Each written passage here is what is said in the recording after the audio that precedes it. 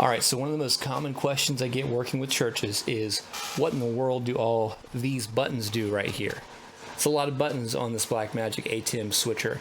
And so we're going to go over each one of those, and I'll let you know exactly what it does and how it relates to the software control side of things. So let's go ahead and dive in right now if you're cool with that. So I'm going to go ahead and throw it on my screen so you can see exactly what we're working with here. And I know it might be upside down for you, or maybe I fixed it in post. We'll see. So very first thing is each of these buttons right here, which I can't show you live because I'm recording from it, is going to switch the input. Okay, if you have a camera connected back here to HDMI 1, then you're going to press this HDMI 1 and it's going to send it to the program mix. If you have a camera connected to HDMI 2, guess what? Press HDMI 2 and it's going to send it to the program. Same with all of these right here. So for me, I have camera 1 is my face right here, camera 2 is my hands, camera 3 is my desktop, camera 4 is actually coming from my AVR, which is off right now. And I don't have 5, 7, or 6 or 8 being used right now. And so that's what each of those do. Pretty straightforward. And then if you look right over here, you'll see this cut, which is lit up, hard to see right now, and auto, and then FTB. So cut means whenever I press one of these buttons here, it's going to go straight to that camera image. You'll know because it's not flipping, it's not fading, right? It's going straight cut to the next image, just like that, okay? Auto means that it's going to fade using a transition. Every time I press a button, it fades to the next camera input that you choose. All right, and then on the front of the switcher itself, you're going to be able to see right here we have mix, dip, and then a couple different wipe options and a couple DVE options. These are just different sorts of transitions that you can use in order to make the vibe a little bit different. So I'll just show you what I'm talking about. So like I can go to dip here, and then you can see that transition that happens. I can go to this push right here. It's going to wipe across the screen. Here's the classic Star Wars circular wipe there. Here's a DVE push. It's just going to go left and right every time I hit the transition, so on and so forth. So these are, you know, they're interesting. There's a squeeze right there. But honestly, I always leave mine on mix, and honestly, that's about it. Just because, in my opinion, I don't know, the mix transition, the fade is classic, it's cinematic. It's not Windows Movie Maker-esque like a lot of those other transitions are, in my opinion. All right, so it's early morning. I'm editing this video right now, and I'm realizing that I forgot to show you one set of buttons. So I'm going to show you that really quick. So if you take a look right here, you'll see this little set of buttons that say 0.5, 1.0, 1.5, and 2.0. Those are simply the duration of the transitions. So for example, if you have a wipe or a fade, how long do you want that fade to last? And those are directly corresponding to the control in software control right here. So if you can see my screen, hope it's not blown out. Yeah, you can see it right here. As I press those buttons, that rate changes right there. So didn't want to forget that. Anyways, back to the video. So that's what that is. And so we're going to go ahead and take a look at some more of these. I'm going to set it back to cut. That's what I prefer right now. So right here on video out, this is the next column.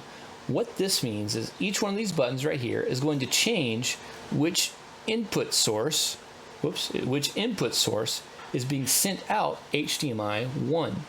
Okay, and that's going to be right back here.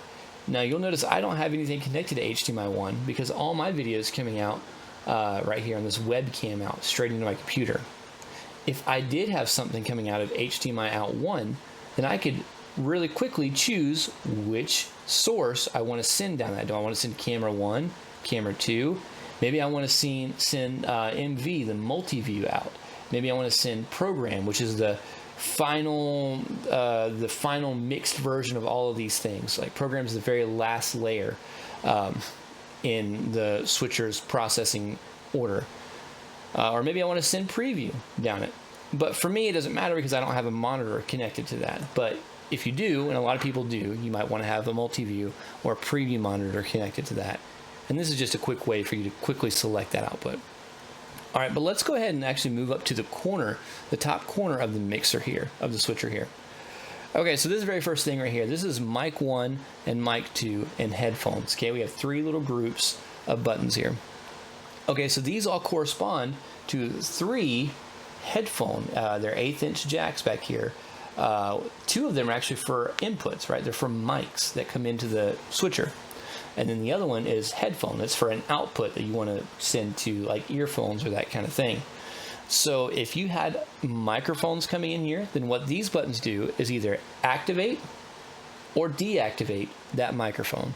And then these buttons here, this up and down arrow, will raise the volume or lower the volume for that. And in fact, if I show you my desktop right here, you can see the software control.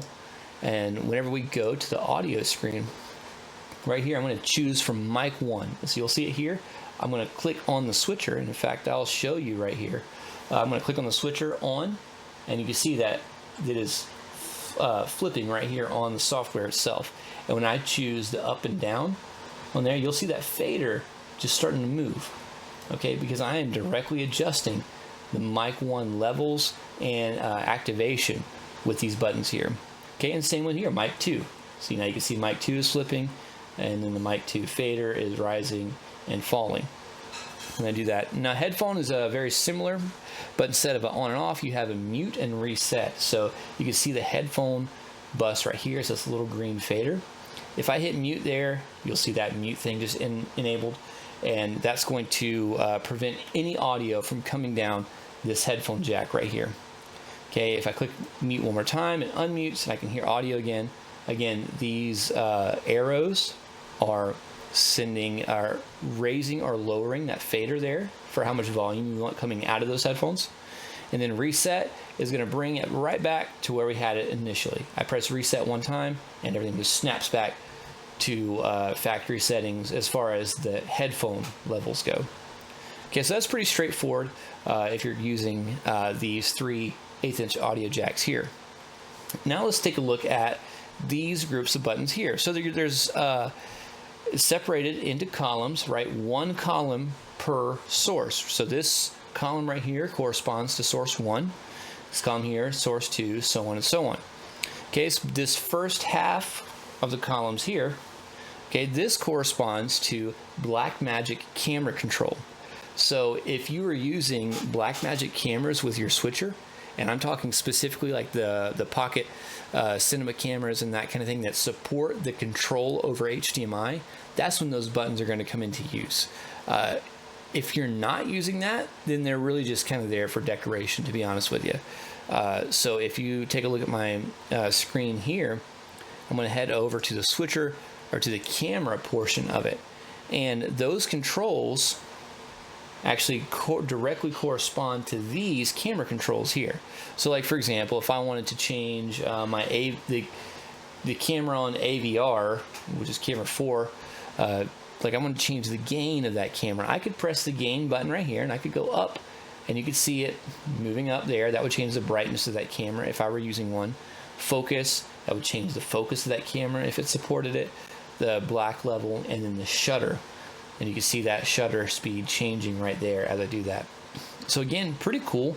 I've never really gotten a chance to use that because I personally don't own any Blackmagic cinema cameras yet.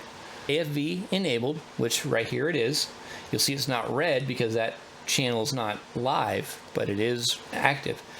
Audio follows video means that whenever this channel is selected,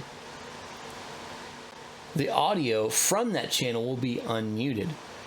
Whenever that channel is no longer selected, the audio from that channel will be muted. Okay, so the audio that you hear directly corresponds to the video source that you have active. Okay, now let's say that you want the audio from camera 1 happening all the time, whether or not camera 1 is selected. Then you're going to want to press on right here. And that's going to make sure that that camera audio is always coming through to the output of your switcher. Okay, and then off does exactly what it says it does. It turns that camera audio input off. And so again, we can look at my screen here. We'll head over to audio, and you can see this correspond right here. So on camera 1, if I press, let me show you. If I press, actually we'll look at camera 6 because you can actually see it over my DVE there. So camera 6, if I press audio follows video, then you'll see that was already on. If I turn it off, now no audio is coming from this. If I turn it on, now audio will always come from camera 6. But if I turn audio follows video, camera audio will only come from camera 6 when camera 6 is live on the switcher. Okay, so that's all that is. And then again, you can see the faders adjusting whenever I press these up and down buttons right here. And then reset gets it right back to where we had it initially.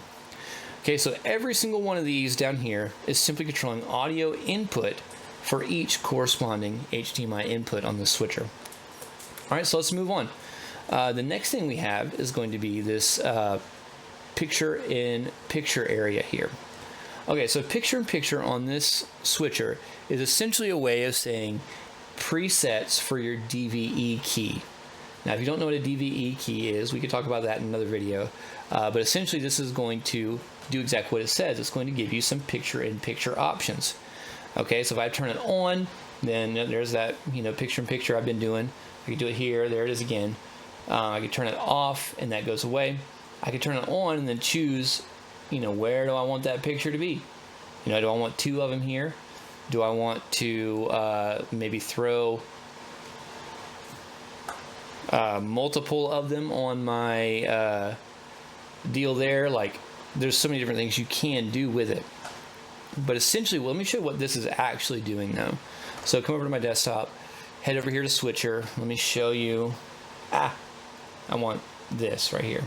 Let me show you what we're working with. So if you come over here to palettes, we're going to minimize these, and we're going to look at the upstream keys here. Okay, so upstream key 1, I believe the picture-in-picture actually directly corresponds to DVE for upstream key 1. Okay, and you can see right here on software control, you can see I have the DVE selected. And whenever let me show you real quick, there you go, press, let's see, the corner version of picture-in-picture, you can see the position has changed here.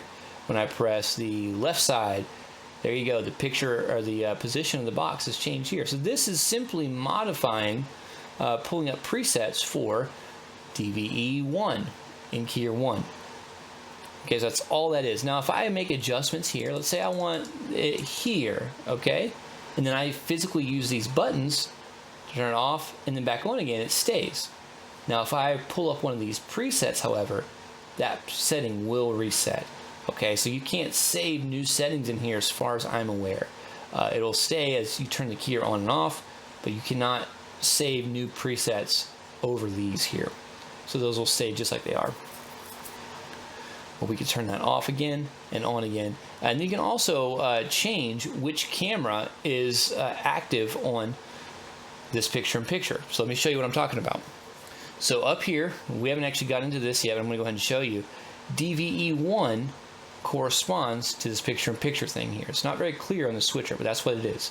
So DVE1, we can click that, and then we're going to choose up here which camera do we want to send to DVE1. Or in other words, which camera do we want to show up in our picture-in-picture box here.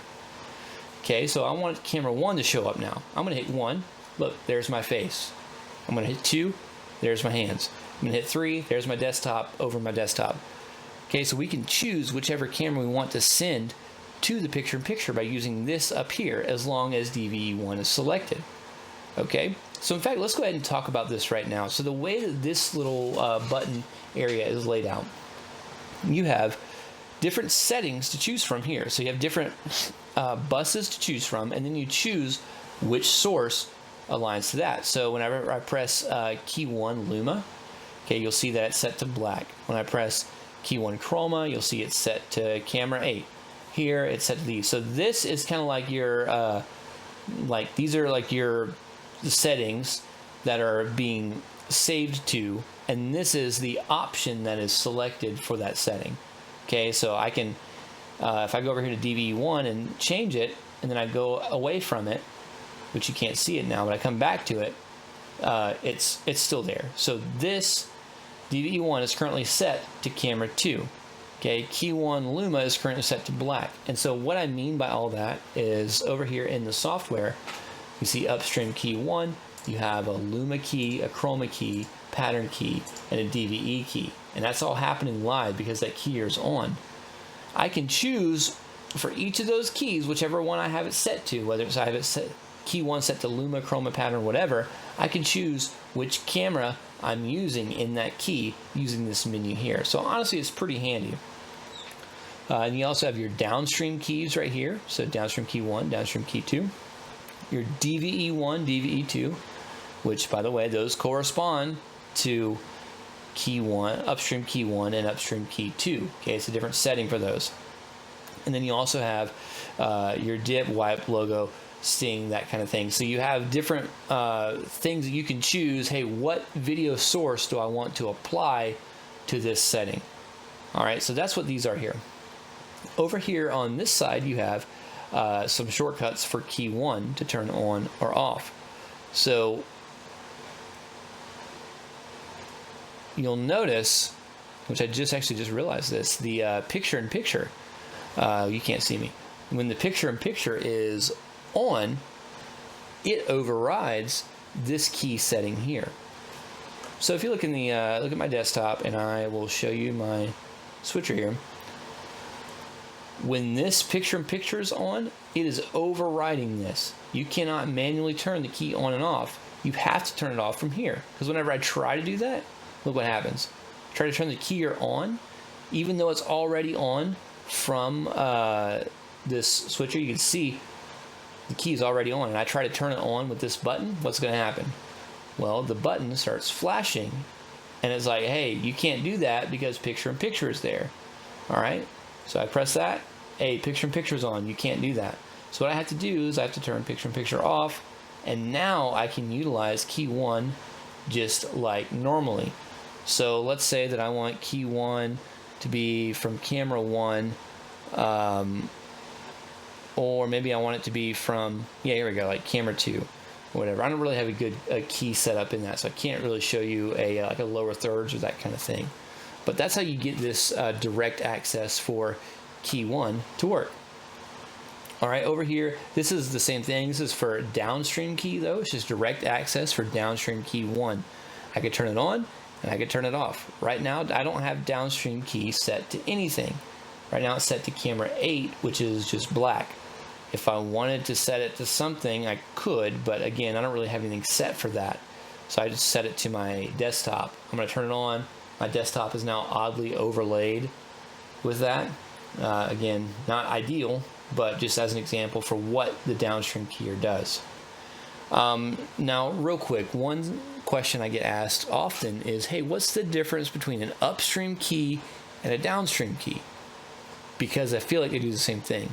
And the answer is, well, they kind of do, but an upstream key happens at the source level. An upstream key happens before your video switcher output reaches program. Okay, so it's happening, it's like an element that you're building off of. It happens within the switching. And then like it's something you might want to switch to rather than keep up all the time. Okay, and a downstream key is something that's up no matter what you're switching to or from, the downstream key is there. So for example, maybe you have lyrics over a certain camera, and whenever you switch away from that camera, you always want those lyrics to switch away too. Like say you're switching from camera to like a ad pre-roll or something like that, or a video, you want the lyrics to go away too. Those would be an upstream key because they're upstream of that. They're not always on. They're not over every switched camera.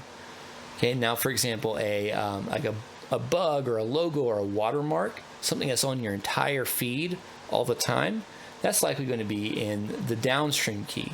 That's something you want on all the time, and then that's how you would kind of determine, should I use this graphic in downstream or upstream key.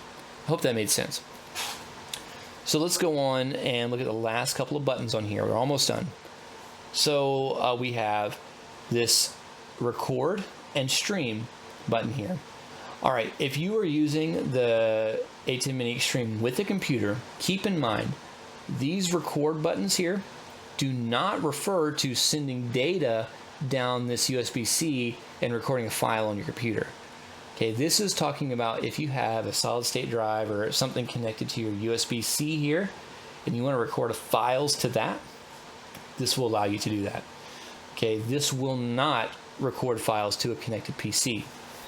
All right, if you want to do that, do what I'm doing right now and use OBS or something similar. Okay, and then the stream button here, if you have your stream source set up over in ATEM, in the ATEM software, like if you come over here to output and then you choose your live stream platform and all that, and you want to stream to a live streaming platform, you can do that right here. And you would choose on air or off air right there. So it's just a very handy way to get your stream on or off and to know, to visually see, hey, am I recording? Am I streaming? Because you're going to have that flashing red light whenever you are. And so I hope that was helpful. There are a couple more things that I want to show you really quick before we head out. So these buttons right here are the ones we didn't touch on yet. And these are simply a couple different sources that we have. So media players 1 and 2 are corresponding to just images that you might have saved on your switcher. So for me, I had those 2 images I just showed you corresponding to media player 1 and 2. And just so you're aware, if you come over here to the software, you go to media, images 1 and 2. That's how you load those in. Okay, so that means I can recall this image or this image anytime I want by pressing MP1 or MP2 on my switcher. Now this button right here, well, black just means it's going to, it's like just literally an input that is black only. So you can use that in special cases, or if you just want to cut to nothing like that, there you go. Now I want to touch on this SuperSource button right here, this SSRC. So SuperSource is pretty handy because what it allows you to do is to build a complex DVE source combined with multiple sources and treat it as a single source. So let me build that out for you. Imagine that you wanted to do something like I've been doing with this like picture-in-picture thing. Okay, like imagine you wanted, you know, right here you wanted to have like something like a one camera input. Right here you want to have another camera input. And then you also wanted the background to be something specific, and you wanted something to be up here very specifically, but you don't want to deal with turning on 100 different keyers and managing all of these things and getting all these set just right, and then having to kind of manually access that while you're trying to do a stream or video. SuperSource kind of clears a lot of that up for us. So with SuperSource, what you can do, again, here's software control. We're going to go over to switcher, go to palettes, and then we're going to take a look at SuperSource. It allows us to quickly set up either a predefined layout, or we can customize our own layout right here by choosing the boxes and their locations. And then we can choose the source for each box. So let's say I want to do this 4-box layout, and I want camera 1 to be in box 1. Okay, camera 2 to be in box 2, and then, you know, my desktop to be in box 3, and then my media player 1 to be in box 4. Or I got that backwards. We'll do camera desktop in box 4. So anyways, I got that in there, and you can crop them however you want and get them squished in just like you want. So now what I could do is I can go over to SuperSource and let's see what it looks like. Now you have all your cameras kind of at once predefined over a certain image without having to manage all these keyers up here or save them to macros. You can do that right here with SuperSource and fade away from it or back to it, whatever you want to do. It treats it as a single source input. So I definitely recommend looking into that if you're not using it, especially if you have a need for complex DVE keys during your streams or your recordings. Okay, and I think the very last thing we're going to look at is the macros. Okay, so the macro buttons right here, you can save those within software control. So you come up here to, where is it at? I think it's right here, macros. I don't know if you can see that really well on this SuperSource. But you can go over here to macros, and you can choose to create a macro. And so literally what that means is, wrong one. What that means is you're going to hit record, and you're going to do a complex sequence of events in your switcher, and then you're going to be able to come back to that at any time and run it and recreate that sequence of events without having to manually press the buttons in the right order. Okay, so the macros are a good option if you want to build something complex and SuperSource doesn't solve it for you, and you don't want to press 1,000 buttons during a live stream to make it happen. All right, so definitely recommend looking into macros. They're going to save you a lot of time if you enjoy doing complex things like that in your streams. So I hope this was helpful. This has covered most, if not all, of the buttons on the front of this thing. If you have any questions, feel free to leave a comment or shoot me a message, and I'd love to help you out with it. So Production Professor, out.